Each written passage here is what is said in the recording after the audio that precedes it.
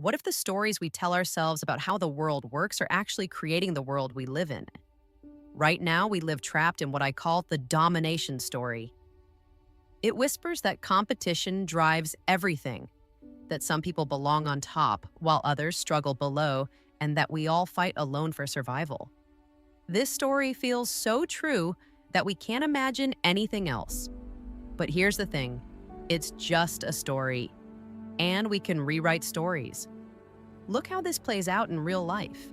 We build schools that value kids based on how well they can memorize and repeat back the one right way of knowing, instead of nurturing their creativity and complex thinking. Those kids grow up believing there's only one valid perspective, usually the one that comes from people in power. They then demand schools that will make their children better at reproducing these same narrow ideas. We create this cycle ourselves, building exactly the world we claim we can't change. When someone suggests a different way, our minds fight back. We feel anxious. We think, that sounds nice, but it would never work in the real world. But what if we imagined this real world into existence ourselves? We could tell another story, one we build on partnership instead of domination. In this story, we find our strength not by standing alone, but through how deeply we connect to each other and to the living world around us. This isn't wishful thinking. I've seen it work. I've watched communities weave together scientific weather data with generations of elder wisdom to predict storms more accurately than either approach alone. I've seen restorative justice circles heal deep harm by building relationship instead of delivering punishment. I've visited farms that dance with nature's rhythms instead of fighting them, growing more food while actually healing the soil. These aren't just nice examples, they prove we can organize human life around partnership instead of domination.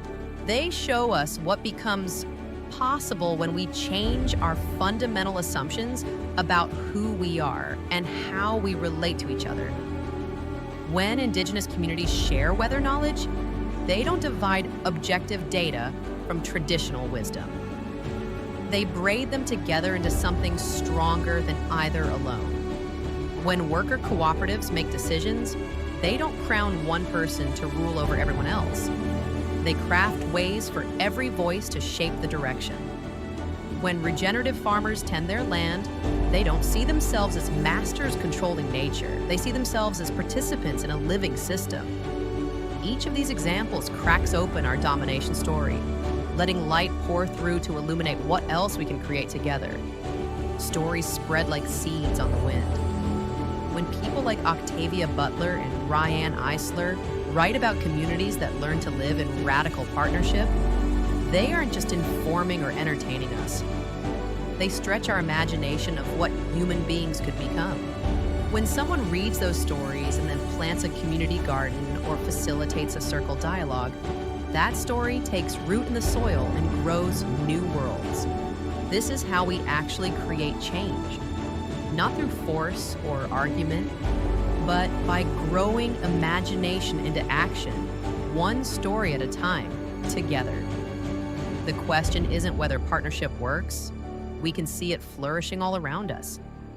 The question is whether we're ready to release the domination story that's been running our lives and step into something we create together. We don't inherit the future. We imagine it, and every one of us gets to help write the next chapter. What story will you choose to live?